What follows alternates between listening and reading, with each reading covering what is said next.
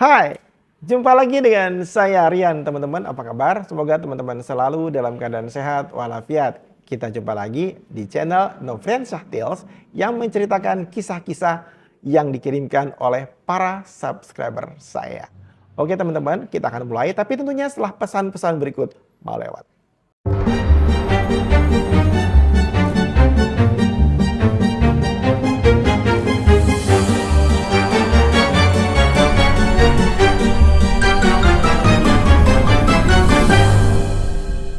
Oke, teman-teman, siap ya? Kita mulai. Tapi sebelumnya saya disclaimer dulu. Semua nama, tokoh, dan nama tempat disamarkan seperti biasa. Kita mulai sekarang.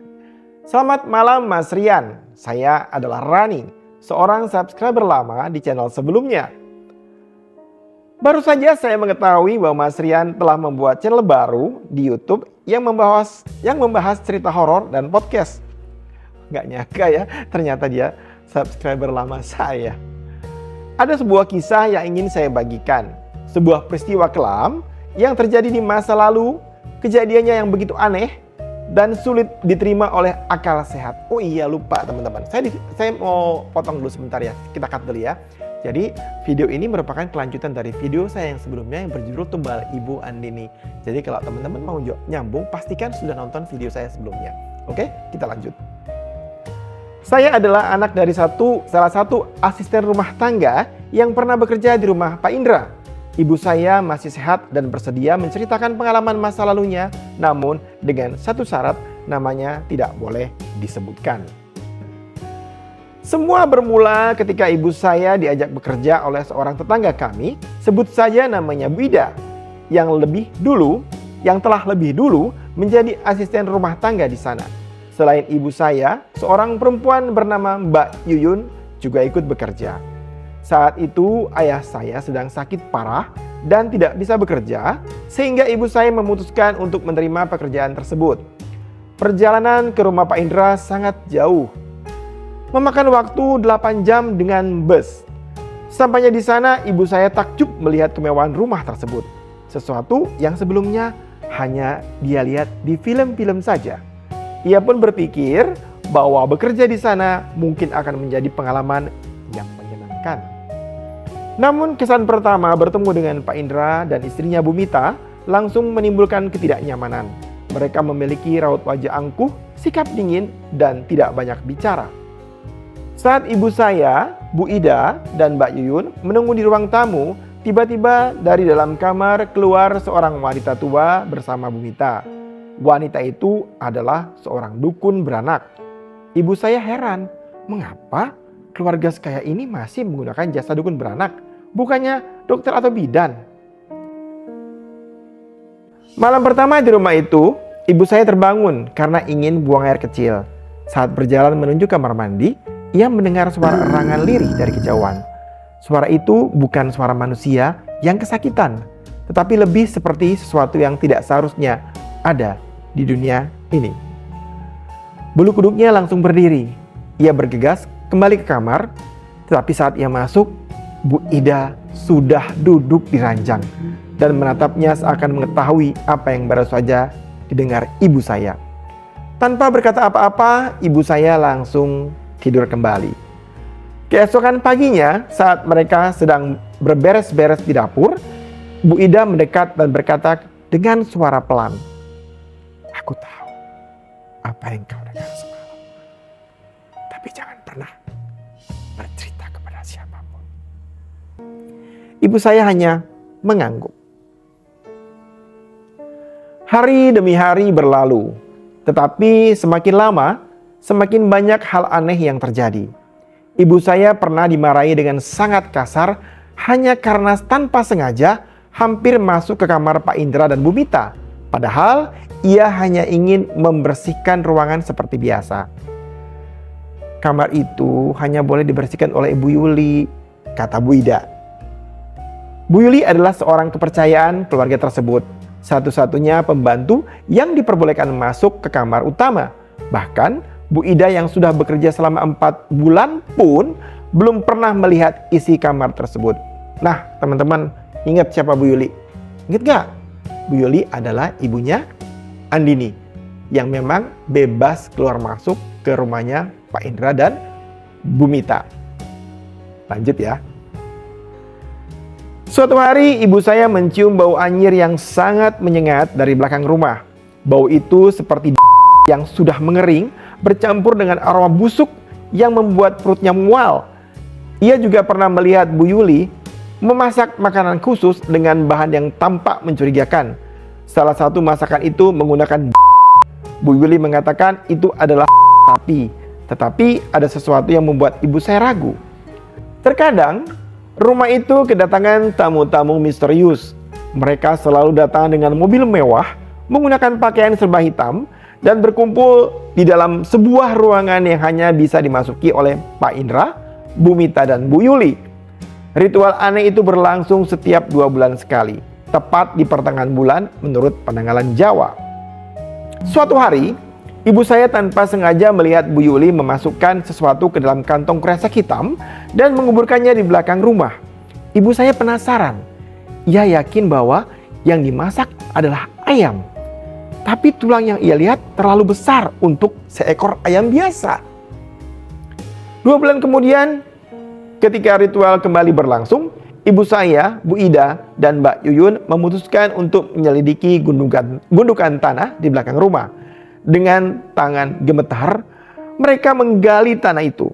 Saat cangkul mereka mengenai sesuatu yang keras, mereka menyingkirkan tanah di sekitarnya.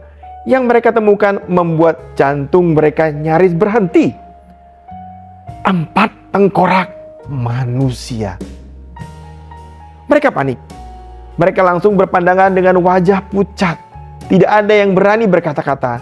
Dengan tangan gemetar, mereka buru-buru menguburkan kembali tengkorak itu dan segera kembali ke kamar. Berusaha bertingkah seolah tidak terjadi apa-apa. Namun sebelum mereka sempat pergi, seseorang datang. Pak Musa, ayah Andini. Ling, ingat ya? Ia meminta mereka segera pergi dari tempat itu secepat mungkin. Pak Musa mengungkapkan kebenaran yang mengerikan. Pak Indra dan Bu Mita telah menunggu 3 anak mereka sendiri demi kekayaan.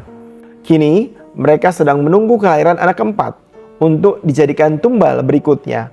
Namun setiap kali dukun beranak itu membantu persalinan, bayi yang lahir tidak pernah selamat.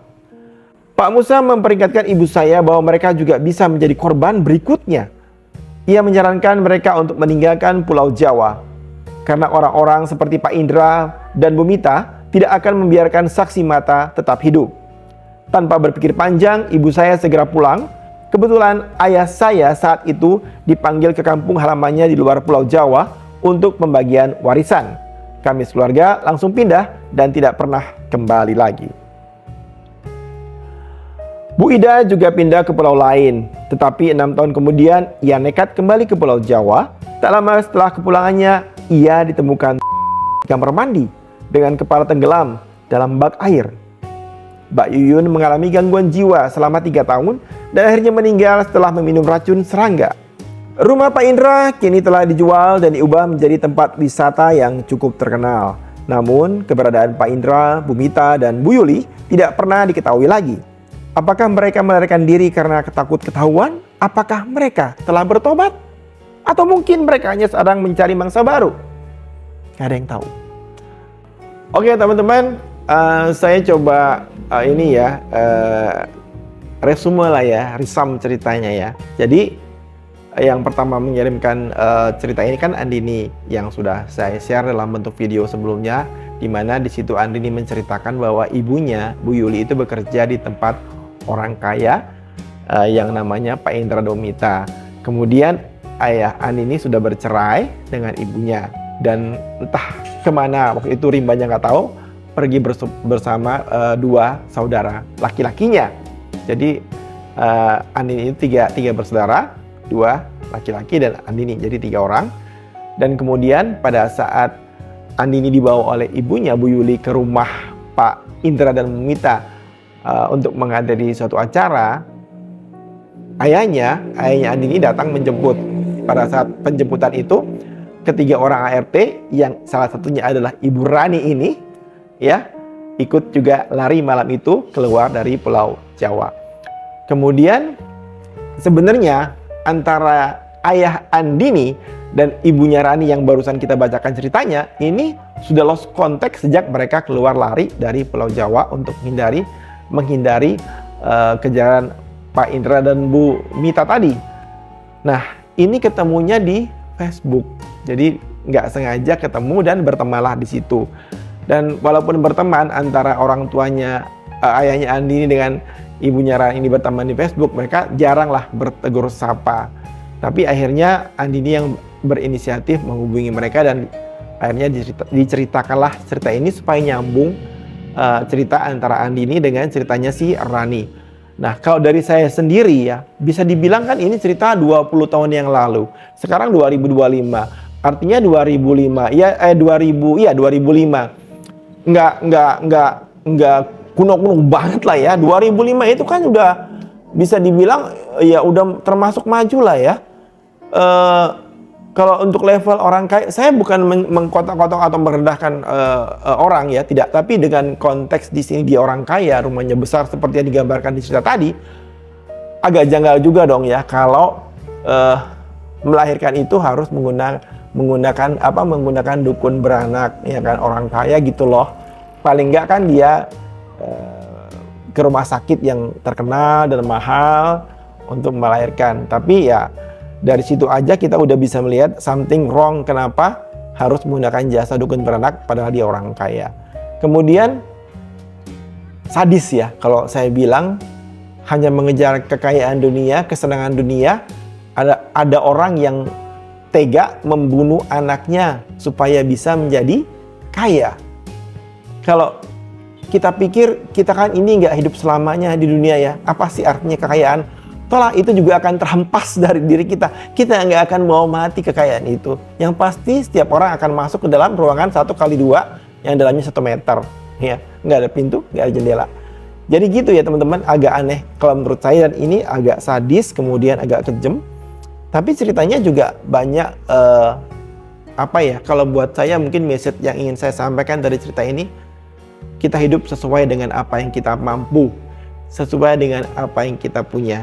Yang terlihat tidak selamanya seperti yang terlihat. Artinya begini, kita lihat orang kaya, belum tentu juga mereka senang. Kita melihat orang miskin, belum tentu juga mereka merasa susah. Karena kebahagiaan itu relatif buat tiap orang. Dan kemudian satu lagi tagline dari saya buat teman-teman, kalau ilmu lihatnya ke atas, tapi kalau harta lihatnya ke bawah, supaya kita bisa selalu bersyukur dalam hidup ini. Oke teman-teman, sekian sudah cerita saya, dan saya ingin mengucapkan terima kasih kepada Andini dan Rani yang sudah mengirimkan ceritanya. Banyak pengalaman buat saya pribadi yang saya bisa ambil dari cerita ini. Oke teman-teman, nanti kita lanjut lagi di video berikutnya dengan cerita yang berbeda dari para subscriber saya. Sebelum saya akhiri, jangan lupa untuk subscribe channel saya Novriansyah Tales, share, like, and comment. Sampai jumpa.